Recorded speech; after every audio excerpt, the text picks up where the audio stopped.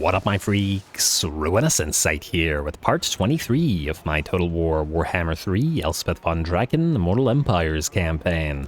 So as you saw last time, Balthazar Gelt has joined the fold, now leaving us to two remaining Imperial factions on the map. Marcus Wolfhard somewhere in Lustria, and of course, ever the holdout, Boris Todbringer and Middenland in the middle of our territory. That said, they are military allies, so we've already gotten a long victory, so it's not like they're super necessary, but I would still like to give Todbringer an army. Frankly, I'm surprised he hasn't been added as an FLC Lord as yet, and I expect that he someday will be. It's odd that he hasn't, but I guess his proximity to other lords may be something of an issue. But anyway, in terms of what we got to do this time around, we have to prepare, as now that we've confederated Gelt, we are kind of in a dangerous situation and surrounded on all sides by enemies in these new territories. Granted, we're not sure whether we keep the territories or not, depending, well, it's going to take some fighting over them,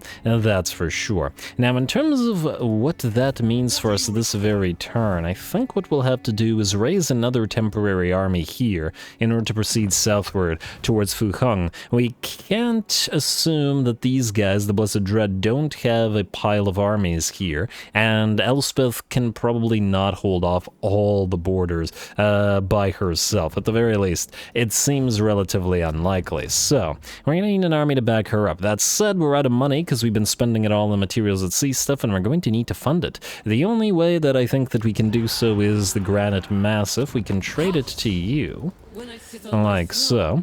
And while I am tempted by the Defensive Alliance, don't get me wrong, we'll take all the money. The thing about the Defensive Alliance is we're still unsure who will win, whether it be the Court of Libaras or the Ironbrow's expedition. And generally speaking, it's best to go with who you know is gonna win. Though, there may be a reason to have you declare war on, let's say, the Cult of Pleasure.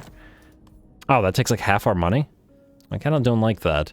I was gonna say make them war with the Cult of Pleasure, which would make them friendlier with Karazakarak, but it wouldn't make them friendlier with Thorak. No, screw it, I'd rather have the money. I would rather have the money, so take it. There we go. Now, Thorak is not going to like that gift, and they will like that gift, but we'll have to deal as we do. Next up, we go to the village of the Tigerman, and we get a new Master Engineer, because this will probably be an auto-resolve army with just a pile of guns for farming schematics, which we still need, so we're going to pop you in here. The supply lines, they're so costly, and we're going to start building troops. Namely, we'll start with some Nuln Ironsides for the main line, and we'll go for great cannons and basically anything that can be built in one turn, and how about some war wagons as well. Sniping lots of enemies with these guys. Something along those lines. Of course, it'll be adjusted, but we need to build as much as we can, as fast as we can. We can also not get engineers here, unless I'm mistaken, and I'm not happy enough with the Empire captains. I'd prefer them to be vampire captains, but anyway. Or the witch hunters to bother building them in this particular army. I mean, accusation can certainly help against a single target, but still. I mean, let me just see here. These guys have scavenger, don't they? Where's the other army that has those guys? Let me just see you, sir. Yeah, you have scavenge, so it gives you an increase in money from post-battle loot, so there's that. And they do give extra powder, but otherwise it's not crazy useful. Chaos, Norska Demons, and Greenskin factions is also nice in terms of vigor loss reduction, but it doesn't apply to the faction that particular army would be fighting. So, kind of meh. Once again, if these guys had a horse, they could at least lead sorties of missile cav, but, I guess that's also to be left to the engineers. Anyway, don't bother with a hero for now. I mean, they're not expensive, mind you. We could put a few of them into this army temporarily while we have them. I guess there's that. You know what, the tough one? Let's do you. Let's just do the one. Scavenge, oh, wait. Speed and stock. You know what? I guess it won't matter this turn, so we'll just do this, and maybe arcane safeguards as well, but we'll hold off on the rest of this. Although, no, still strict obedience. I just get Templar anyway, and get elusive. See if you can survive a few hits. Their HP is so low at 3.7k that they just melt if anything looks at them, so there's the issue, or one of the issues. Anyway, units are being built there. We got a little bit more cash, but we may need it for next turn. Gelt... Do we need to get emergency units into your army? We already put the Eldred's Guard and Gundul's Defenders in here, probably temporarily, as Gelt won't be using them, but Ulrich put Kammer, and a couple of the... I was about to say Gelt's unique wizards, but these guys aren't really unique wizards to him, are they? They're not special in any way, but they do have some items available to them. Astrolabe of Tomorrow's Moon gives you cheap Comets of Cassandora, and the Grey Wand gives you cheap Penumbral Pendulums. So Comet and Penumbral Pendulum combine really well with piles of melee units. So if we combine the spare halberdiers and great swords from these armies, then we could probably have a melee infantry heavy army. At least that's the way I see it. Not sure what to do with the rest of the wizards. We probably don't need this many in a single army, especially right now as you have no mana. But, you know, deal with it as you can. You, sir. Honestly, I'm getting kind of tired of this deadlock here. We're going to try an ambush. Don't know whether this will work or be a good idea in general, but we gotta give it a try. So going to ambush right here. Are you too far? You know what, I need to move a little bit. Ooh, it's kind of dangerous. Go here. Alright, so we need to be far enough away from this guy, but also close enough so that if these guys get attacked, then they help each other out. We will suffer attrition for this, but what can you do? Alright, I think that's all that we have to do this turn, or at least that's all that I can remember that we have to do. No, it isn't. Wait. What do we have here? Temple of Sigmar being deleted. We need to replace it with the Temple of Elemental Winds. We can't change the commandment to be able to recruit more, unfortunately, but we do have state troops available should an emergency arise. Although I would like to save the Swords of Ulrich, Nordland Mariners, and the Knights of the Everlasting Light for Boris Todbringer, because they all have that lovely blue and yellow color scheme, and that would work out. I think a nice color-coordinated army. I'm gonna get you some orders or something. You know what, hold off for now. Let's not waste the additional money if it's not an emergency. Building upgrade available. Damaged building is in Uskalek, which will be traded eventually. Hero not moved. Oh, that's these guys? Yeah, they'll get moved eventually. Ooh, what we do need to, however, keep an eye on is additional engineers, and we've already milled them this turn, so nothing need to be done there. Alright, let's see if this works out. I imagine it won't. Most likely the ambush will simply fail due to proximity of these guys and then nothing will happen, but who knows. No reason not to give it a try, go. And we can't just keep that army sitting there. It's costing us a ton of... what do we have here? Okay, well the ambush didn't work, but we expected it not to work. What did happen is Borsursus is coming in as a reinforcement of our army, which is good, because we can use him as a meat shield, depending on if he is arriving in the right side of the map. Alright, and ooh, Tamurkhan's coming for us first. He's got a bunch of Plague Drones, Death Heads, a bunch of Bile Trolls, Chaos Knights. Damn, I was hoping this army would be first and Tamurkhan would come in as a reinforcement. We gotta somehow eat through all that HP, with no mana to speak of. A little iffy, but what can you do? Let's give you the Fear and Terror thing. Oh, actually, you're gonna be on a tank eventually. Alright, fine, let's give the Fear and Terror thing / immunity to psychology to the Ice Guard up front. Oh, they're immune to psychology anyway. Okay, never mind. Then... Alright, fine, I guess we do give this to you. well. Yeah, alright. Let's see if we can pull this off without taking too much damage, because we are going to suffer attrition after the end of this battle, so anything that's sufficiently heavily damaged will die. Oh my lord, look how tiny. Look how tiny our lord looks compared to Tamurkhan and Bubabolos here. Oh, I feel bad. Okay, well, Bubabolos could just swallow you up, but anyway, away we go.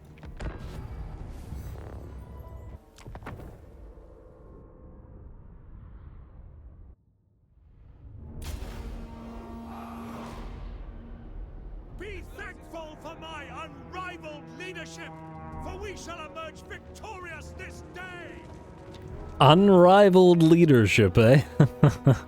The engineer lords do seem kind of arrogant, do they? Unrivaled leadership and that whole thing about if I can craft the finest of machines, yada yada yada. But anyway, here we go. Let's see if we can pull this off. It's I think appropriate that the time that we're getting reinforcements from Kislevites is with our army that has Kislevite forces in the form of our Ice Guard units.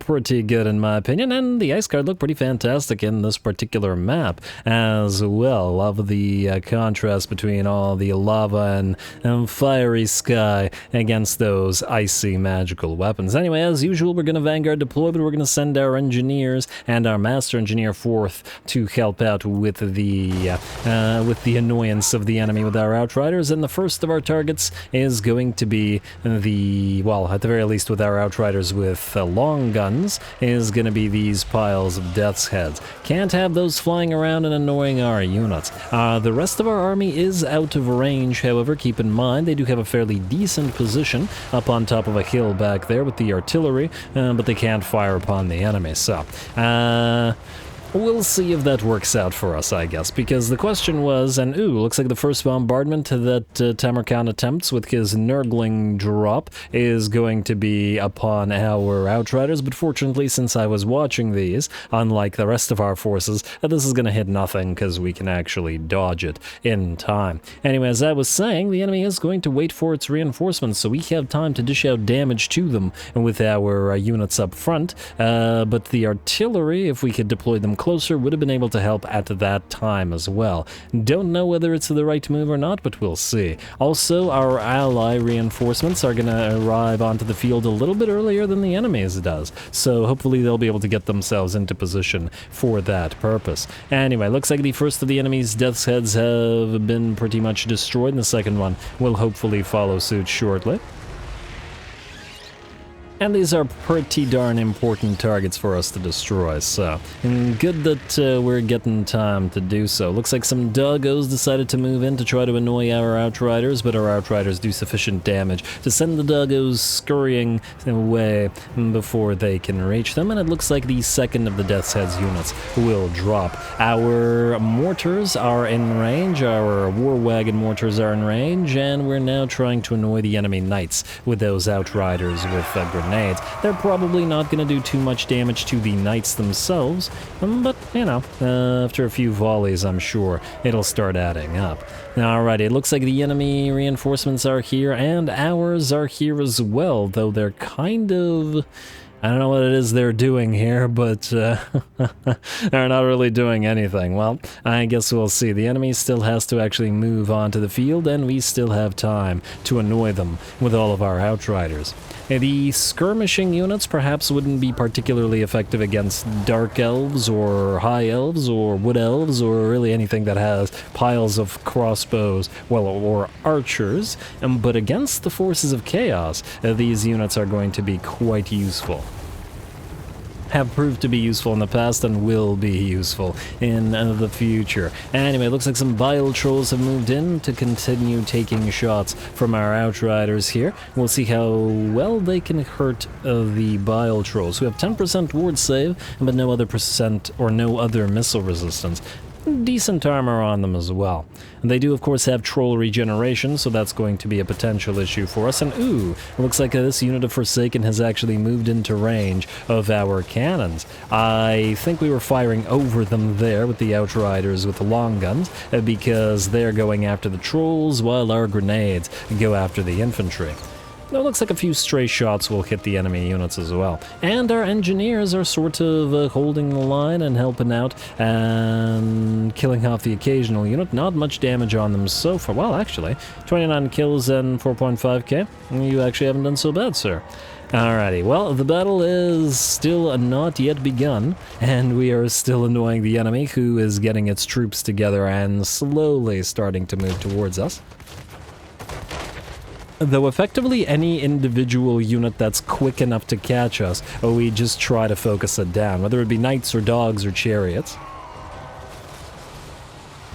They suffer quite a bit under fire from our Outriders. And there we go. And, ooh, it looks like a volley from the next unit of Death's Heads will nearly hit us, and we will back away. In addition to that, it looks like the enemy, while we were, while I was devoting all of my attention to that, did hit one of our units of Ice Guard with glaives with its Nurgling bombardment ability.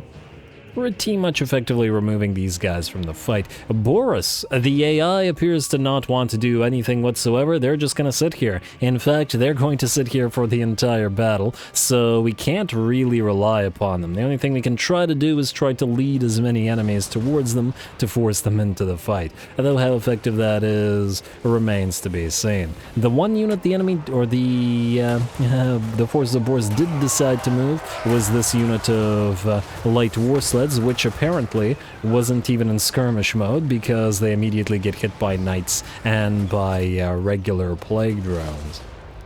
Odd choice from the enemy, but what can you do? Or from our ally. I keep calling Boris our enemy. Frankly, he's not acting too much like an ally here, but, well, I think we've overcome worse odds, rather. Anyway, it looks like a unit of Centaurs with throwing axes, together with a cultist, or led by the cultist perhaps, tries to move towards us, and the Centaurs are kind of inadvertently screening the cultist, who we are trying to focus down with our Outriders. Kind of a good move by the AI there. Ooh, one last volley before the cultist moves in, and that does cause him to waver, but not to shatter. There's another Nurgling bombardment coming down on our second unit of Ice Glaives, and damn, those things hurt. They're, yeah, it's like a Dreadquake hitting you. About 85% HP off a unit from taking a direct blow. Well, what can you do? I think they only have 3 of those available to them, or at least I hope so, because even though the enemy hasn't reached our lines yet, we've taken quite a bit of damage from that. Although I suppose since the enemy doesn't have skirmishers like we do, we've done more damage to them so far than they have dealt to us. Anyway, looks like another cultist will move up to perhaps try to take revenge for his fallen comrade, and we will continue gunning him down, insofar, or the same way that we have been gunning down everything else moving towards us. Balance of power has shifted to about, let's say, 70% in our favor. Alright, decent volley there as well. But the cultist is still moving, and as you can see, we are moving our army towards sort of the direction of Boris, or at least as best we can. And gotta try to get him to participate in the battle. I was a little bit sad, because I usually get pretty excited when you get to use, well, sort of combined forces with allies. A bit disappointing that the enemy, or that Boris didn't go in on it, but oh well. And damn, that Bile Troll got knocked down. I thought he was going to get up again, but apparently you are going to... you are going to knock him down. Anyway, let's see, Bile Trolls... now in range of the Hellblasters and cannons, which is probably pretty bad for them. And well, a unit, I don't even know what that was. I don't know whether it was a chariot or whether it was a hero upon it, but it's dead now, and surrounded by a field of ice arrows. Alright, very nice. Enemy still having a difficult time reaching us. Gotta remember that we are still stacking lots and lots of speed reduction buffs, which is why no units can come even close to us. I mean, Nurgle units are slow at the best of times. And, would you look at that? Boris actually does something useful, adding an ice sheet to that. Too bad we can't borrow sorcerers. Ice sheet would have been really nice with this combination of troops. Alright, and it looks like the Winged Lancers decide to charge on out to fight some of the enemy Rotflies or Plague Drones here. Tamurkhan has moved on in as well and is getting that unspeakable foulness breath at our Outriders, though by the looks of it, the hill did protect us from it. We are going to continue taking shots at Tamurkhan with our Outriders, but frankly, he has so much resistances and his effective HP is so insane that this is probably a waste of ammunition. better off to destroy the rest of his army, which has, by the looks of it, been forcibly drawn into a fight with Boris. So at least that aspect of it worked out. They're ignoring our artillery, and we've even had to move our line of ice glaives, or ice guard with glaives, and the rest of our units over here. Works for me. Certainly works for me. We'll provide the support, whether it be bullet or grenade, while Boris holds the line, and this will hopefully reduce the damage that we take. Plus, Tamurkhan's campaign may have been moved to the Shadow Channel, but it's still nice to see him causing a little bit of havoc in these big old blobs.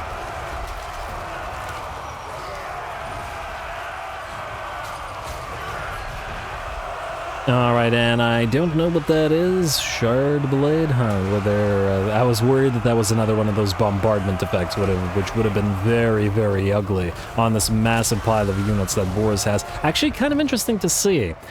The AI, Boris's AI, had this entire blob, all 20 of his units blobbed up, but rather than targeting that with its bombardment, the AI targeted us instead. And is this just the AI's penchant to try to annoy the player as much as possible? Because I would expect that it would have been much more advantageous to basically delete like 18 units off the map rather than, you know, delete one. But hey, what do I know? On the other hand, the Boris AI really shouldn't have been acting that way in the first place, so maybe it's good that the other AI didn't take advantage of it. Anyway, we can see our bullets and grenades still screaming overhead as Boris continues to hold back the tide of Tamurkhan's forces, but it looks like he need do so no longer, as they will shatter. Of course, Tamurkhan is unbreakable, and with that effective HP being very high, he's still going to take a little bit of effort to bring down. But we will take the opportunity to make sure that most of his forces are destroyed in the background. This is likely to be his two main stacks after all. And Bubabolos and Tamurkhan are directly facing off against Boris in the middle of the fray. Boris is doing some damage to him, by the looks of it. Or at the very least all of his units together are. And damn, the mass on those toad dragons. They can cause absolute havoc. But alas for Tamurkhan, it won't be for too much longer as he drops down to 79 HP, and I've actually never seen his death animation. Well, let's see what this looks like. Slowed down as well. So, he is done, yes? 420 HP? Alright, another hit should do it. Okay, fine. There we go, 1 HP. So, that should be his death animation. What do we have here? Come on. Huh. Does he have an invincibility frame due to staggering? He doesn't actually have 1 HP. Oh, he actually did have 1 HP. He's up to 9. Oh, okay, that was really unlikely. Alright, fine. Alright, now he has no HP, and oh, he's gonna topple over. Oh my lord, look at how many units go flying. I mean, very, very appropriately so, but damn. I wonder if, well, I mean, when giants fall upon units and stuff, they do crush them and actually kill them. I wonder how much damage that dealt.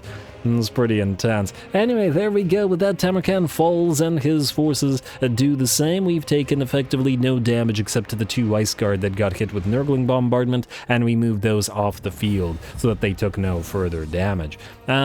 A decent fight, I would say. At least for our army. Probably not so much for our allies, but oh well.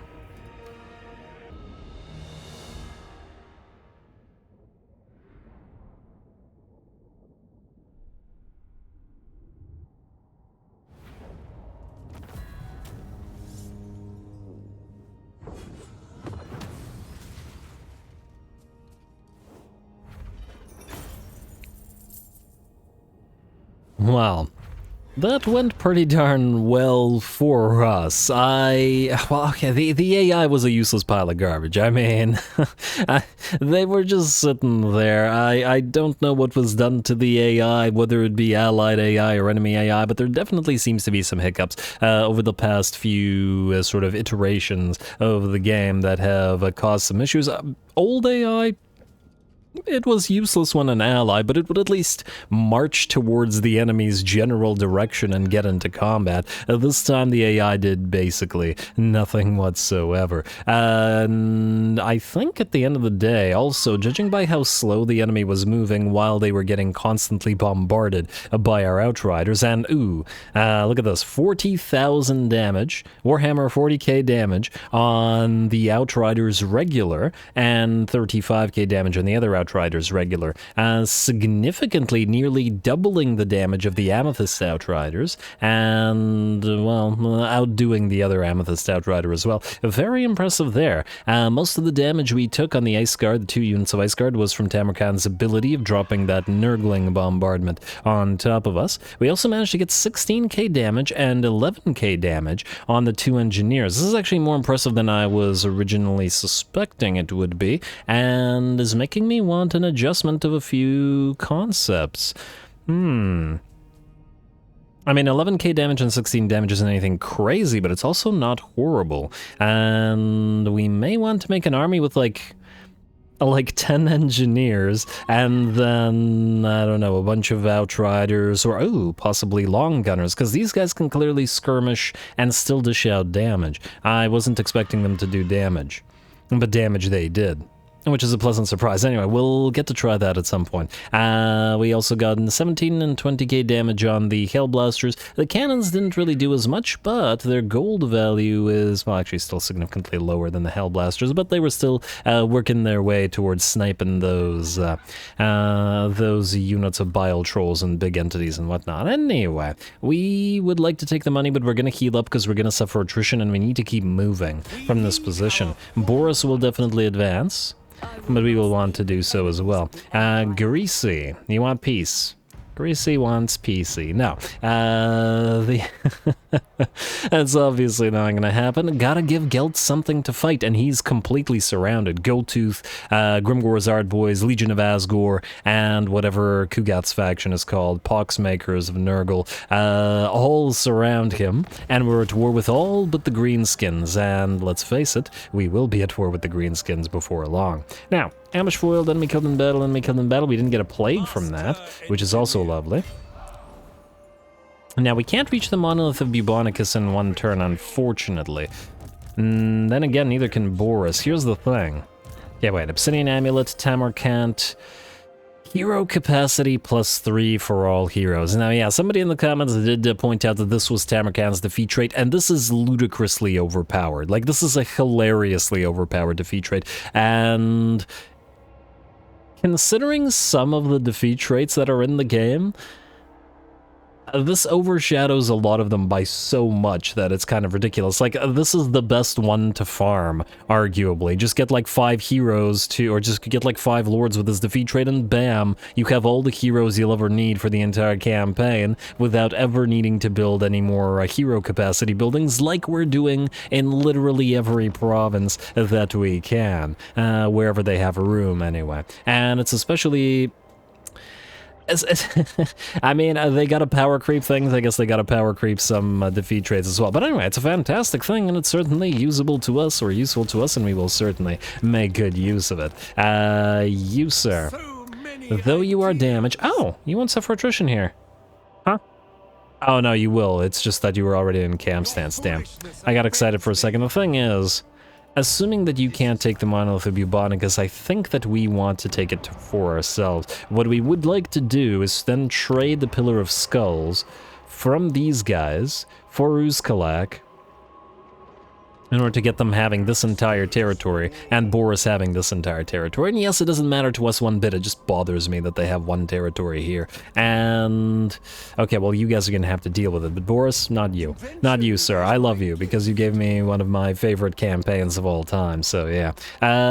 With a lot of difficult fights, which is always a nice thing to see. Anyway, we're gonna move, we're gonna take attrition, but that'll enable us to hopefully hit Monolith of Bubonicus first, and I'm gonna hope that there isn't 2 stacks that are gonna come upon you while you're in march stance all the way out here. Certainly dangerous for you. Now, we have cartographic innovations unlocked, but here's the thing. Reassuring presence, this is probably the time for it. 30% reduction in casualties suffered from attrition. It hurts not to take what we were trying to get, but, well, you gotta do what you gotta do. You can get Templar, which we could have actually used in that fight to some degree, and then get you... Survivalist is garbage on these guys because they don't have enough HP to warrant the point investment, so we're gonna get you Counter Striker instead, and then into Slippery. Alright, what about you? You're kind of in the same position, I'm sure. You actually had Templar. Oh, did I not get the other guy, Arcane Safeguards? I did not. Okay, well, I will next time around. You. Our Light Mage is finally leveling. Let's go towards Aura of Protection. We certainly need it here. Hardened, or Battle-Hardened, and... Battle-Hardened and Hardened Battler are very different ideas, but anyway. Nakari. Anyway, restock, Black Powder, Discipline, and I think we're good with you, at least with the important stuff. I guess we gotta go to more powder, or extra powder.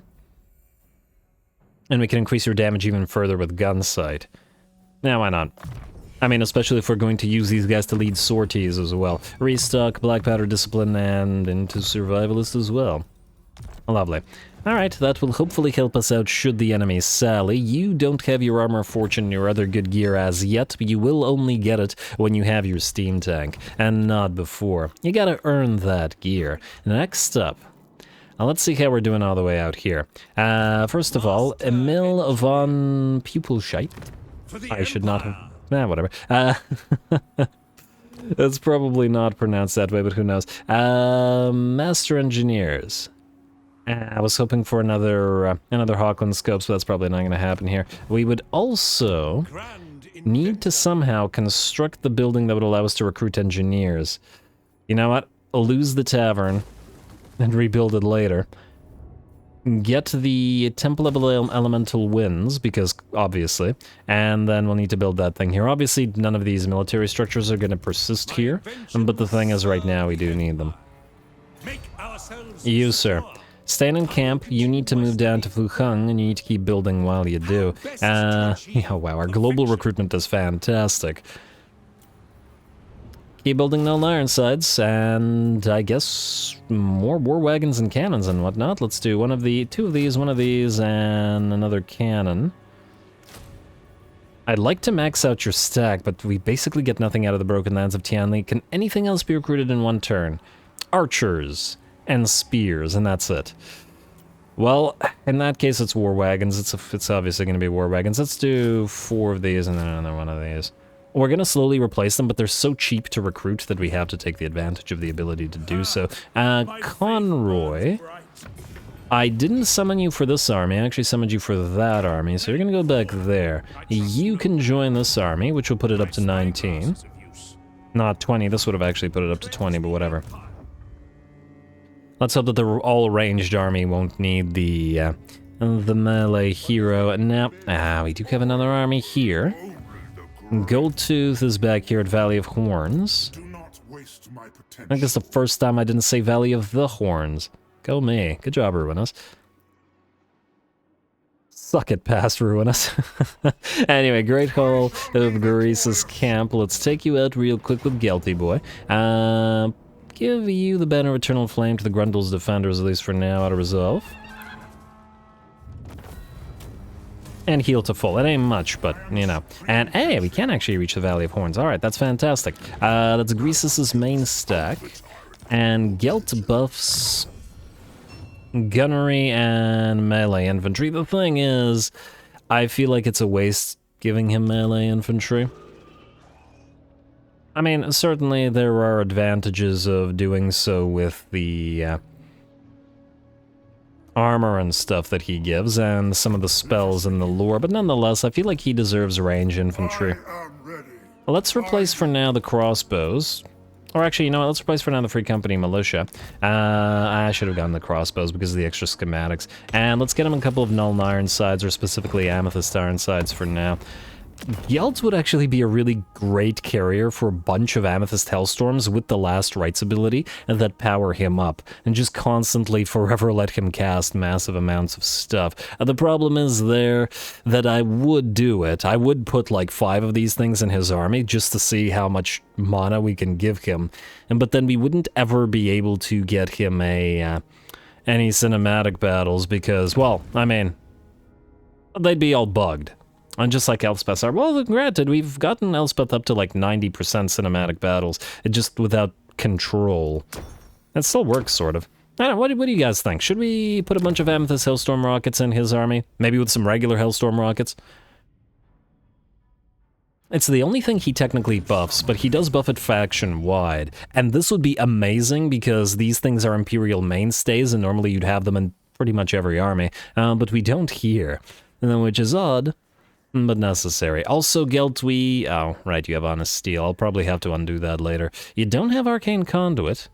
Huh, surprising you don't have Greater Arcane Conduit. Let's get you Will of the Patriarch so that we can eventually move into Lore Master, Lore of Metal, and buff up your casting capabilities. Anyway, you can have 2 Amethyst Ironsides for now. Expensive though they are. And I'm going to assume that you can take Greasy with this. Am I assuming correctly? Who knows? We'll see. How are we for Eldred's Guard? 3 turns. Eldred's Guard are fantastic because while they have piss-poor melee attack and piss-poor weapon strength, their armor is fantastic at 115. Granted, some of this is from Gelt giving the additional armor to them, which kind of makes me think that maybe we should keep some of them in the army. I don't know, think about it. Depends on what your guys' thoughts on the Hellstorms will be. Elspeth, your turn. Oh. Right. Alright, we're gonna go to Sheong, but we're gonna have to do it manually. Because the auto-resolve has been screwing the Hellblasters and the Amethyst Landships. Or just Landships in general, I'm not sure. It might be something to do with this particular army, so we'll do this real quick. They have Black Arc support as well, which is not great. It's not great because they might actually be able to do some damage to us here if we don't kill them quick enough. Let's hope that we can. I don't remember, is there an immediate cooldown on the Black Arc support, or, well, I guess we're about to find out, or can they use it immediately? Because if they can use it immediately, not great. Hellstorms, up here, just go in range, but then stay the heck away from each other so that you all don't get hit. At the same time, you guys get a teensy bit closer. I'm not actually sure that you can fire from over here, but give it a try. Like so, and then we'll put 1 engineer here, 1 engineer around here, cannons up here. Also, stay away from each other best you can. And then move as needed. You guys are all gonna... Oh! Wait, did the... Huh. Haven't these landships always have Vanguard deployment? Or landships in general? Oh, wait, yes they did. Yes, they did. Okay, yeah. It's given by the buff from, what's-his-face, from our engineers. Okay, you guys actually, well, keep some distance. Kind of don't want the Dark Shards firing. You know what, coming in from this side. Try to avoid casualties here, after all. And then you guys, would you be able to reach the enemy? Alright, you know what, I'm gonna make you guys into group 2. I'm actually gonna move you forward to attack the enemy. And then you guys should actually be able to fire upon them from wherever you are. Alright, that sounds good to me, or at least as good as can get. Go. And you guys go. And do we have Black Arc support coming down? Not yet, meaning we probably have 40 seconds maybe to do damage to the enemy and force them to rout before the Black Arc support comes down, so let's try to do so. Alright, drop every spell you can, Elspeth. Get a Dragon Breath, it's not going to do much, but it'll hopefully help. And Amethyst Ironsides, keep on closing the distance. Elspeth, you've done your Dragon Breath. Let's use your Timekeeper. It doesn't really matter what we do, as long as we do stuff. And did I not cast Eunice? Okay, apparently I did not. Alright, a little bit more, and then quickly end the battle before... They shouldn't technically be able to draw Black Arc support, but it used to be that you could. And it was a bug. I think it was in the first game, and I don't remember it was in the second game. But even after the battle was over, sometimes the enemy army could still use its abilities. And it's certainly, there were certainly some situations where it was bad. And because of that. I don't know, I don't think the bug is still around, but it might be, so I risk it. Occupy. Alrighty, Barded Warhorse for Aldebros Otlerman. I don't know who you are or where you are, and I guess it doesn't really matter. Hey, we have the Celestial Riverlands completed, nice. Demolish the building here, let's go for immediate cancel of Burgomeisters. We're losing quite a bit of provincial instability and conquest, but it's only for a couple of turns. Huh, 2 ports, pastures, and exotic animals. It's actually a fairly good province. Maybe we should keep some Cathan territory. I'll think about it. Not that we really need more territory, mind you. Land Admiral Zintler, your turn, sir. And, oh right, these guys, Bellacore, you're done for. You're done core. Okay, no missions for any of you? Alright, that means we strike. Go. Pioneer of progress. I don't imagine he'll run because his faction is destroyed, so he just has to sit there and die. Lovely. Heal up, because I don't know whether we can hit encampment. Oh, we can. Lovely. Go to the edge of the territory, head to the Glacial Gardens next. Okie dokie. Boris, you're about to get a lot more territory up here. Faction destroyed, Shadow Legion, Karazakarak mission accomplished. Great. And I guess go to Harganeth first and then Spite Reach after, just sort of bounce around between these territories. What do we have at Grand again? Stuff for wizards, eh? Well, it's not the worst thing in the world. Spite Reach. Huh. We wouldn't be able to reach Grand there anyway. I just realized that we could have somebody immediately occupied for free. Boris, or, well, this isn't Boris, but, well, it's Boris's faction. Go do something useful. Now, Deconstructor Zintler.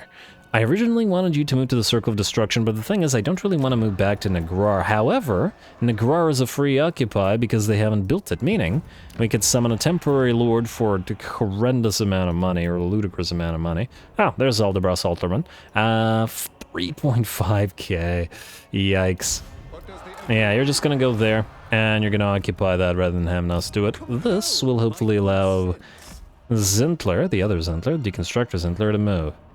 Alright, I was thinking about doing a little bit more of an adjustment to his army. Yeah, let's fight the Dark Elves first. We'll think about it. Oh. That took all of your... What the heck? What the heck was that? Why did it... It just stole all his movement.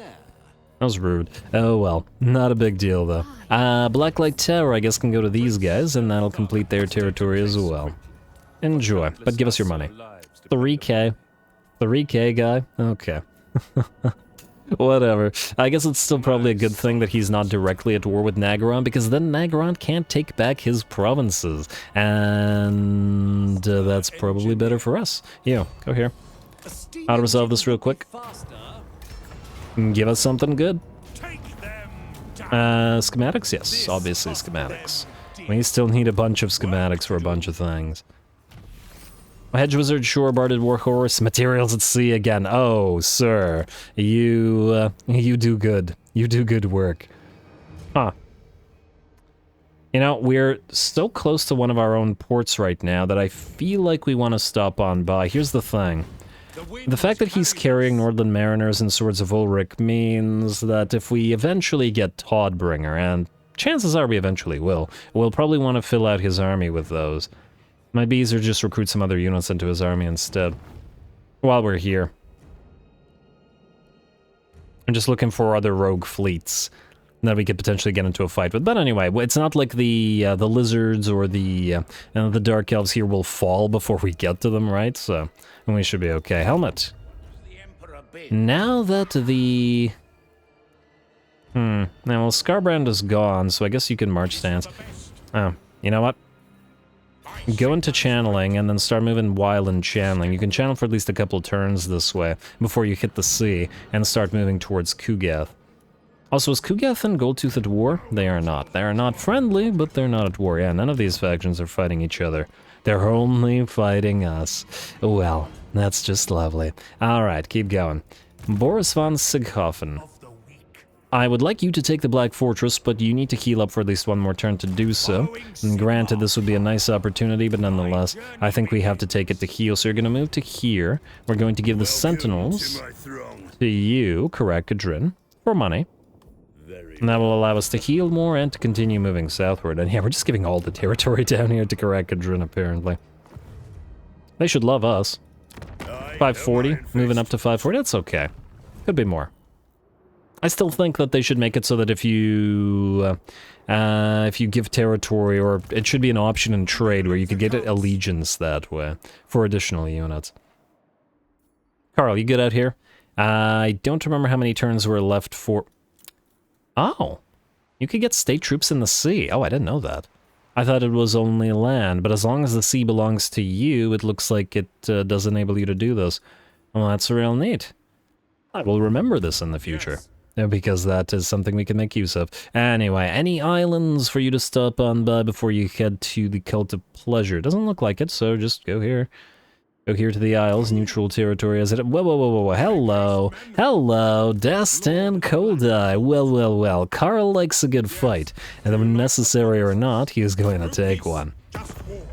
Declare war? Sure. You gotta love these rogue fleets towards the end game, offering you additional chances to have some fun battles. They do have some artillery, a Charybdis. Lovely, lovely. More Karlberg great swords to get into the fray. Yeah.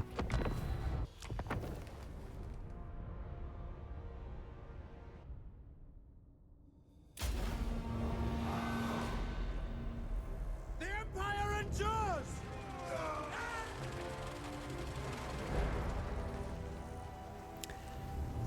Alrighty, the Empire does not only endure, it prospers, at least with Elspeth at the helm, and we are going to make sure that the Empire prospers in the seas, just as much as on land, by knocking out this rogue fleet of Dastan Koldais. Anyway, here we go, we start the battle off with the tanks annoying the enemy as best they can, and it's the Doomfire Warlocks that we're going to target. Now, we've deployed in such a way that the enemy artillery can't really reach us at the current time, so the enemy will have to approach us, and we're going to allow them to do so at least a little bit, rather than send the great swords into the fight directly. We also have a single vanguard deployable unit, the Zintler's Reichsguard, which are hidden in the, well, hiding hidden, yeah, good job, Ruinous.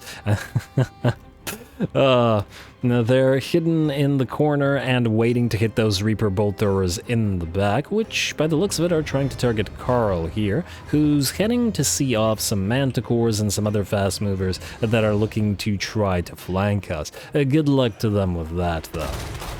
Alright, and the tanks with the Hellblasters continue firing at the enemy here. I love watching those Hellblaster cannons spin as they fire.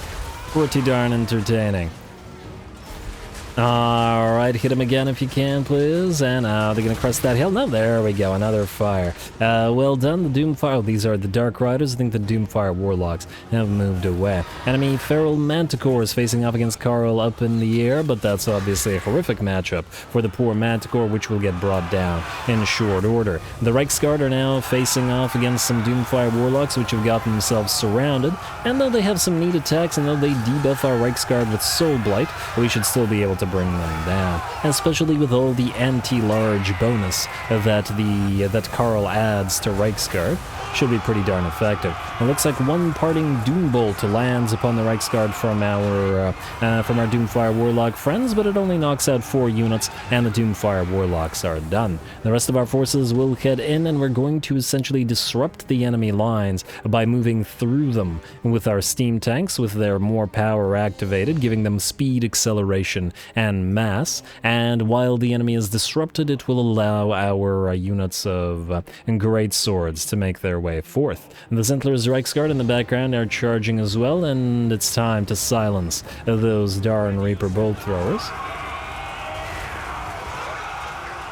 And there we go, sending the Dark Elves flying and preventing the crews from operating those bolt throwers. Here come the Great Swords, Karlberg and regular alike, and at least against the Black Ark Corsairs, at least without crazy buffs on the Black Ark Corsairs, the Great Swords should have the advantage. And there we go, it looks like most of the Black Ark Corsairs will actually book it on out of there. Regrowth coming down on our Warrior Priest rather. who was taking a little bit of damage. Tanks now moving together in a little blob as they were trying to chase enemies down, but it looks like Dastan's army is pretty much done for. All of his range units got hit by Reiksguard and cannot support them. Karl was working on the Dreadlord, who is booking it on out of there. Artillery can't support, and their melee units got disrupted before the great swords went on in. There we go. Charge the tanks right through those Blackguard of Nagaron to prevent them from easily defending against the great swords, and with their formation broken up, the great swords should be able to rip them apart. Lovely. Looks like the army is working pretty nicely together. I mean, it's great swords and Reiksguard. It's a pretty classic combination after all. And led by Karl, no less. The Charybdis did give us a little bit of trouble, getting 25 kills on, I think, one of the basic great swords unit, but with the rest of the army shattering, so will the Charybdis. I'm gonna drop a Dwellers below quickly on some Blackheart Corsairs, but otherwise it's just a matter of chasing the enemy down off screen.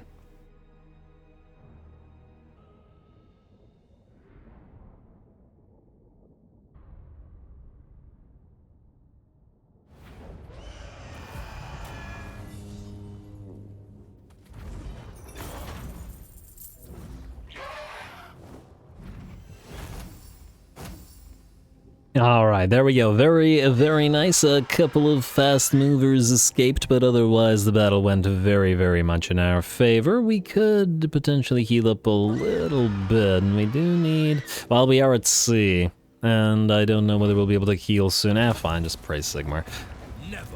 Oh, you know what I should have done? I should have taken the money and then healed up after this little mini fight. Well, too late. Too late, but also not a big enough deal to worry about. And I'll resolve the rest of you. Hopefully the other resolve doesn't decide to screw us on this, but it looks like we're okay. Take the money and keep on moving.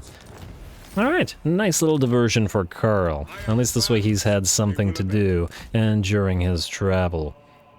And, well, we should be able to reach these territories fairly soon. There was an island on the way as well, so maybe we hit Val's Anvil or Venom Glade. We did want to take Clark Caron, rather, for that Demigryph reduction, which ain't too bad of an idea as well. Anyway, who else needs to move? Balthy.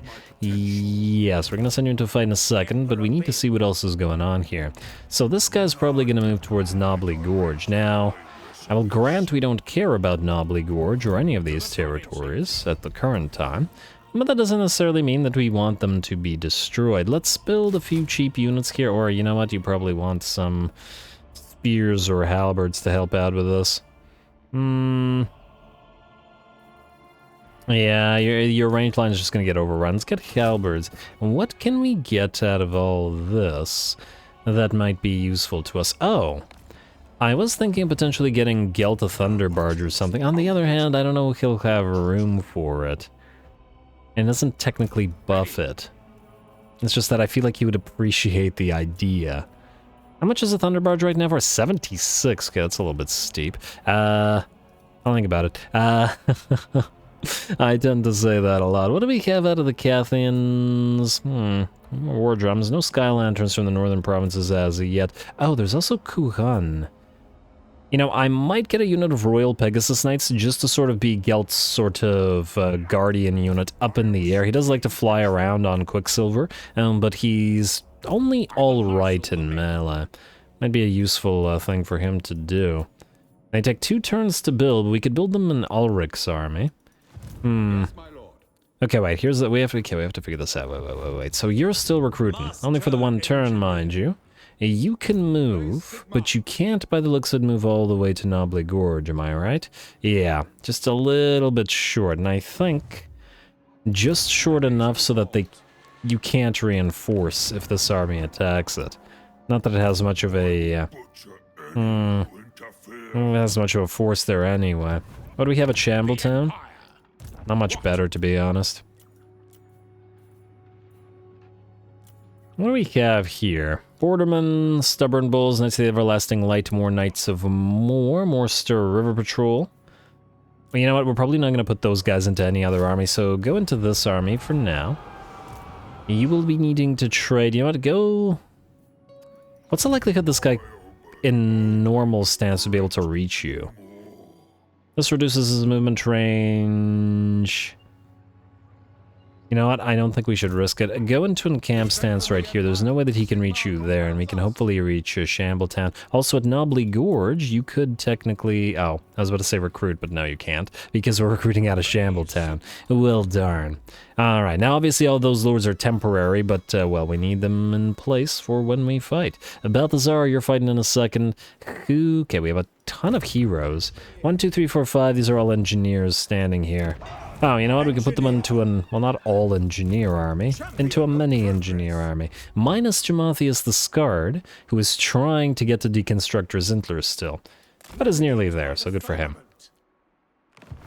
We do need the NG and the Fire Army after all. Alright, that looks good to me. It's just too bad we don't have flaming ammunition for the Thunder Barges as Empire like the Dwarfs do. Or at the very least like the... oh, Spirits of Shanlan want to trade. Yeah, why not? I don't see why not. Hopefully they don't take our territories, but whatever. Wouldn't even be a big deal if they did. Court of Libaras wants a defensive alliance, and otherwise none of this is worthy of our concern. I also broke my train of thought, and I no longer remember what I was talking about before that. Oh well, not a big deal. Ooh, what do we have here? Chiama's Rest? Growth, research rate, and bonus when fighting chaos, chaos dwarfs, demons of chaos, undead, and greenskins. So, other than the rats, that's pretty much everybody we're fighting, so that's not bad. Oh, well, there's also the dark elves, but anyway. Gelt, I guess it's time for you to fight then. We are going to run out of time very rapidly at this rate, so you gotta get into the fight before the battle ends, and, well... I do want to get you fighting as early as possible. Now, you have no artillery whatsoever, but neither does the enemy, so you'll just have to deal. Go.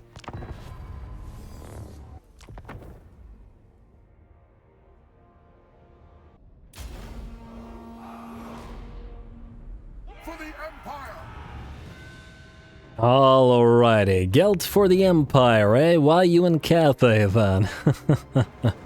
Well, we'll see. Anyway, Gelt's debut has come around, and unfortunately, Gehenna's Golden Hounds and the Searing Doom are not going to be the most effective things against piles of ogres. But oh well, what can you do? Of course, Gelt could probably easily knock out all the Nobblers on the field, but hey, we have 2 units of Borderman Outriders.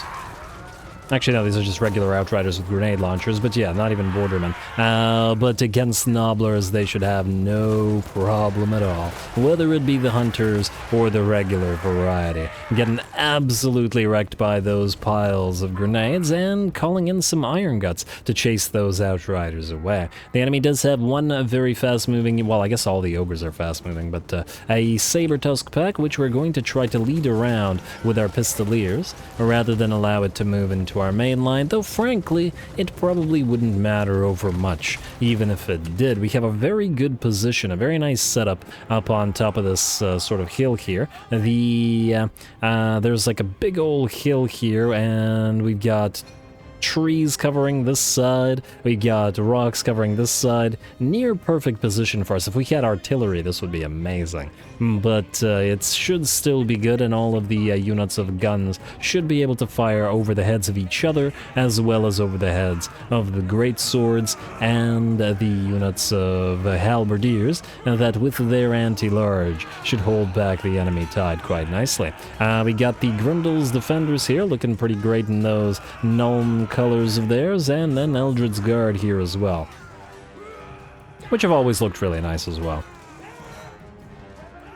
Alright, well, let's see, how's that enemy? Well, it's gonna take a little bit of time for the actual ogres to get to us, and once again, too bad we don't have artillery to bombard them, but that's alright. We've got the Outriders obliterating poor Gobos or Nobblars, which are totally not Gobos, in the background.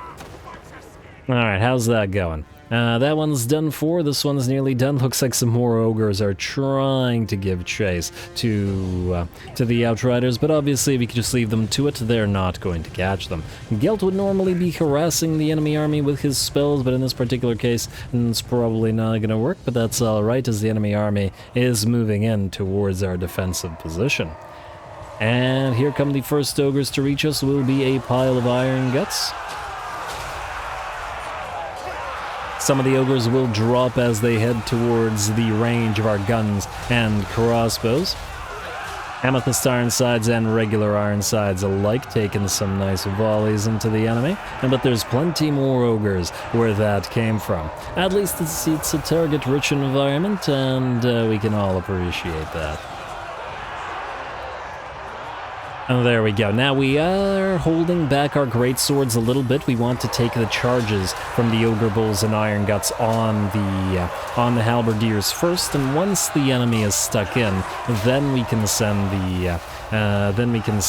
the great swords in to join the fray. We are going to drop a transmutation of lead on the piles of ogres to reduce their damage and effectiveness on the rightmost flank, and we will pop the glittering robe upgraded on the units over here, bumping the great swords armor at least up to 200 and 125 on the halberds. Not too bad. Alright, loving the ability to fire over the heads of our units. That's an advantage we have when we're facing off against monstrous infantry. Greasy has a big old pile of enemies pile of our units that he's killing. All the bloody sort of ground around him. Looks pretty great though, but hardly surprising. Besides, it's better off that we focus down the rest of his army rather than waste our shots on him with his pretty darn big HP pool. And he's got 10 ward save, 10 physical, and 15 missile altogether. Pretty good against the guns. Ooh, looks like one of the units of enemy trappers have made it in, or at least gotten close to us. But not to worry, we've got outriders moving in, and they should be able to take care of all the trappers so that they can fire no longer. Certainly don't want our crossbows or our units of guns to be busy with those. Gonna pop a Gehenna's Golden Hounds, mostly because I feel like we need to do something with Gelt. He's fighting on the ground right now, fighting those ogres, but, well, he wants to get some spells in there, too. Unfortunately, a pretty good move by the AI sent one of the units of ogres actually barreling through our lines. I had set it up that the spears were like this. For some reason, I thought that this little pile of rocks, at least from up above, it looked like it would be impassable terrain. It wasn't. So the unit was set up here, and a unit of ogre bulls just went like this, ignored everybody, and went into our back lines. Not to worry, we did react to that fast enough for the Eldritch Guard, and we should be able to gun down these ogre bulls, but it did interrupt the gunfire and quarrels from or bolts from our crossbows for long enough for the enemy to do a little bit of extra damage. So, good job to that one ogre unit. There's a junior officer among them that deserves some praise. Somebody give him a map. Anyway.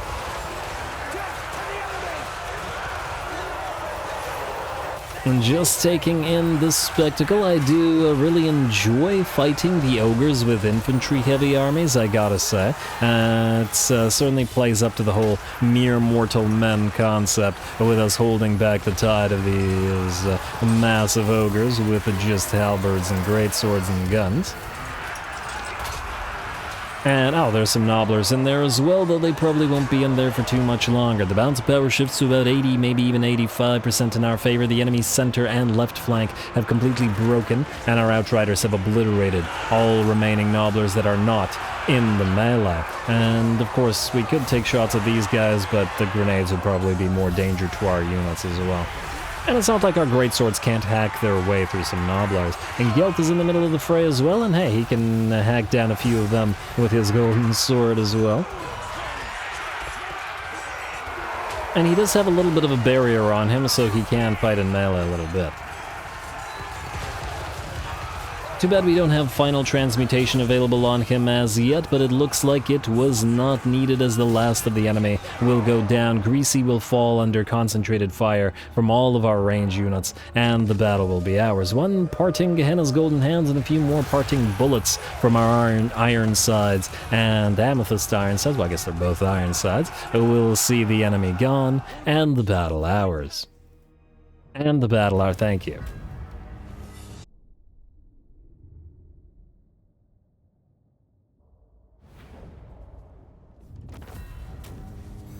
And did you get 777 kills? What the heck were you doing? I guess this one unit wiped out several units of Noblars by itself, and Noblars have, I think, 200 troop count, which I guess would account for how much money, or how many kills and how much damage you have dealt. It is very, very impressive, however. In fact, at 44k, yeah, did about as well as the 4 units of halberds did on our front line combined. Though they did pretty darn well as well, holding back that ogre tide and allowing the guns to do damage. I was happy with that particular performance. Scale didn't get as much damage as you might expect him / kills, but the piles of ogres are not really the kind of enemy that he would be best against, in the sense that his particular brand of spellwork works against piles of units much better than this. So yeah, anyway, Lore Master, Lore Metal cooldown reduction,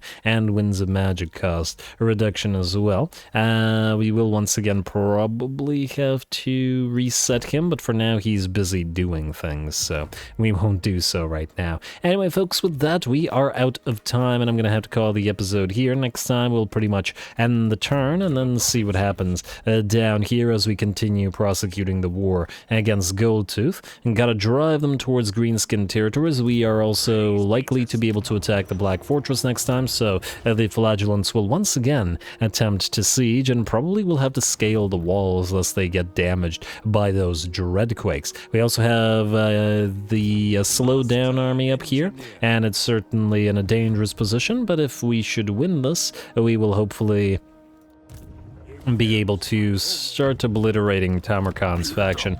I can't see his balance of power. Maybe that was his only 2 main stacks plus this half stack, but there could be another army sitting somewhere in there. Especially considering he doesn't want to peace out. Usually when factions are down to like no armies whatsoever, they will sue for peace. Now he doesn't want to, which might mean it's not just this one. Anyway, lots more fun stuff to do, so don't forget to leave those likes and comments below, and stay tuned. All glory to the algorithm, and thanks for watching.